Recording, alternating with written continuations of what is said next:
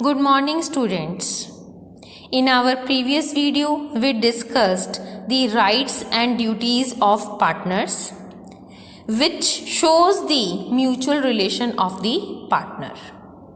In today's video, we will discuss relation of partner to third parties, जिसमें हम लेके चलते हैं implied authority को. According to section 18 of Indian Contract Act, a partner is both owner as well as agent of the partnership firm.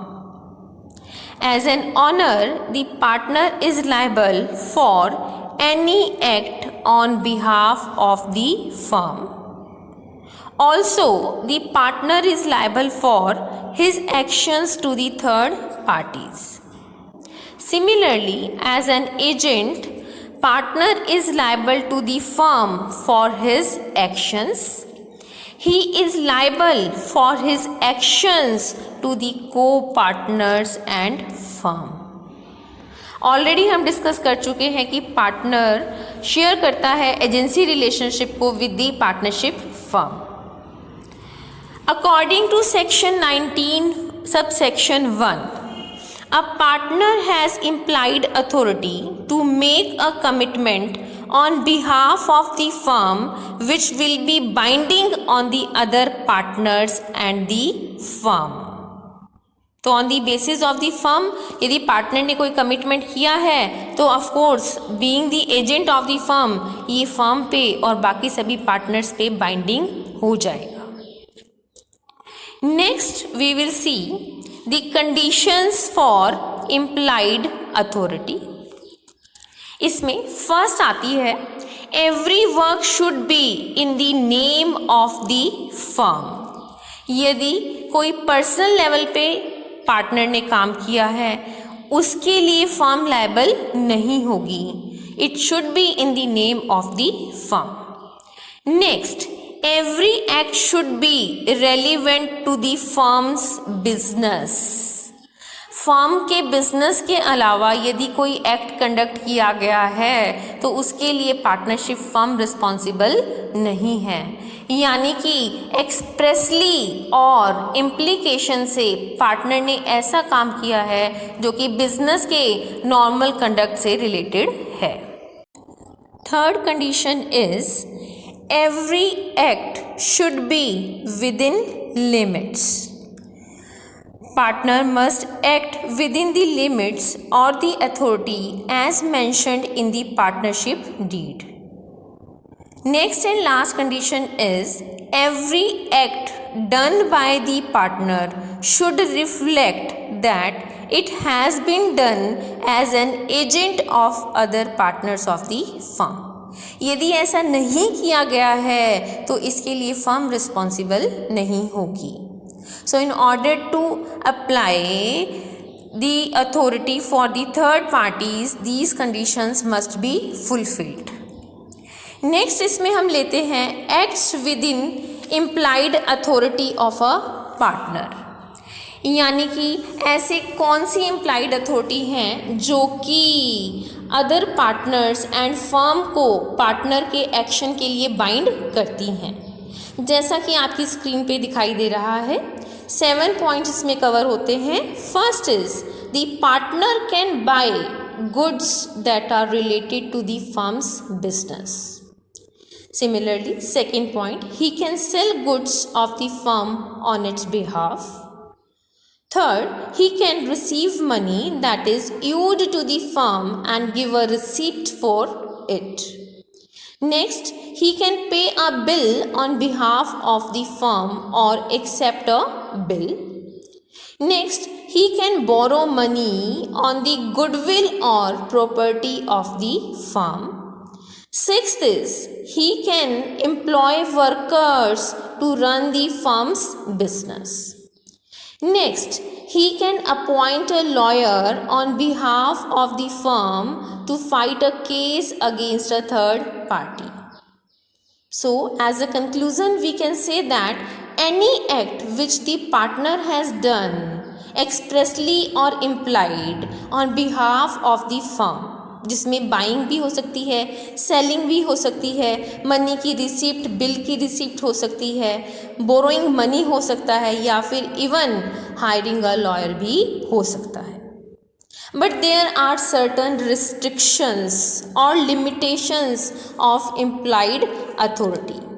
As is visible on your screen, a partner has following limitations in his implied authority, जिसमें you can see certain points, like the very first one is he cannot appoint an agent. Further, he cannot enter into a partnership with a third party as an agent of the firm. Third, he cannot transfer his authority to a third party without the consent of other partners. Fourth, he cannot personally make a compromise in a suit against the firm or withdraw a suit from the court on behalf of the firm. Next, he cannot refer any dispute in which the firm is involved for arbitration. Next, he cannot operate a bank account in his own name on behalf of the firm. Seventh, he cannot purchase any immovable property on behalf of the firm. Next, he cannot make a compromise with the firm's debtors or write off any debt on behalf of the firm. So these are basically the limitations, यानी कि वो ऐसे कोई भी काम नहीं कर सकता जहाँ पे पार्टनर्स की म्यूचुअल कंसेंट रिक्वायर है, उसे वो पर्सनल लेवल पे परफॉर्म नहीं कर सकता. ये उसकी इम्प्लाइड अथॉरिटी से बाहर आते हैं. इसी में नेक्स्ट हमारा आता है extension and restriction of partners' implied authority according to section 20.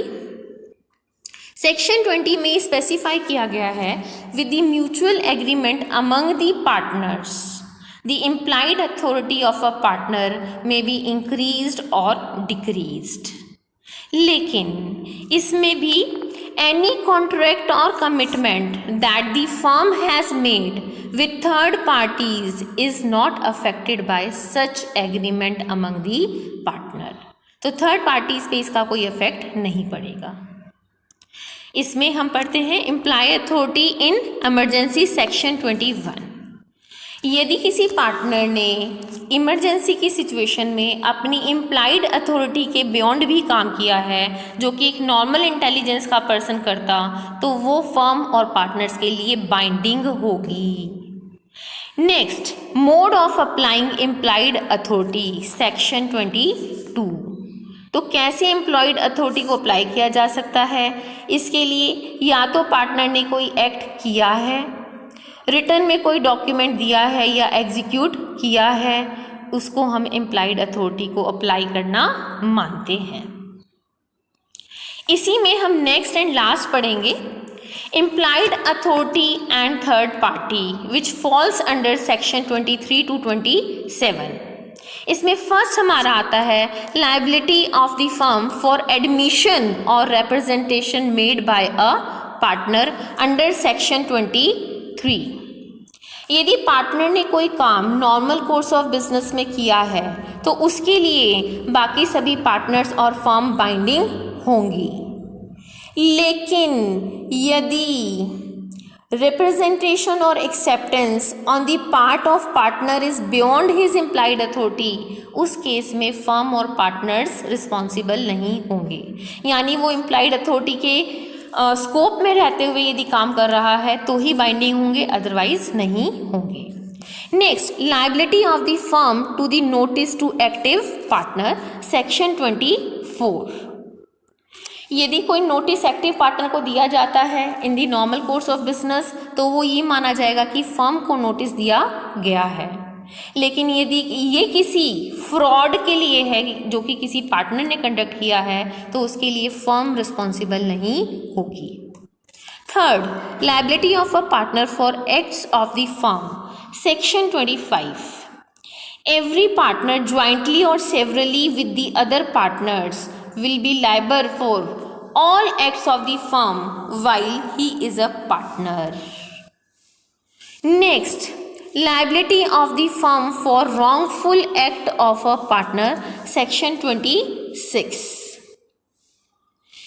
यदि किसी पार्टनर ने कोई रॉन्गफुल एक्ट किया है या निगलेक्ट काम किया है तो उस केस में थर्ड पार्टी के लिए फर्म केवल उतना ही रिस्पॉन्सिबल होगी जिसके लिए पार्टनर रिस्पॉन्सिबल है।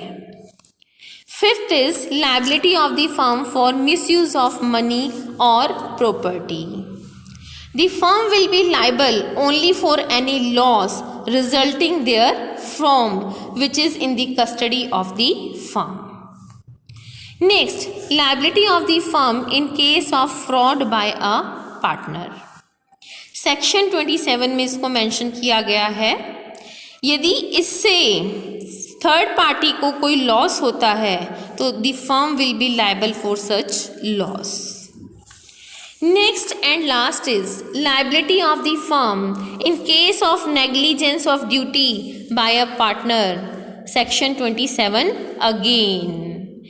और यदि इससे थर्ड पार्टी को लॉस हुआ है the firm will be liable to compensate the party who has suffered the loss. So in this video we have discussed implied authority, जिसमें हमने relation of partners to the third parties के लिए discuss किया है। Thank you.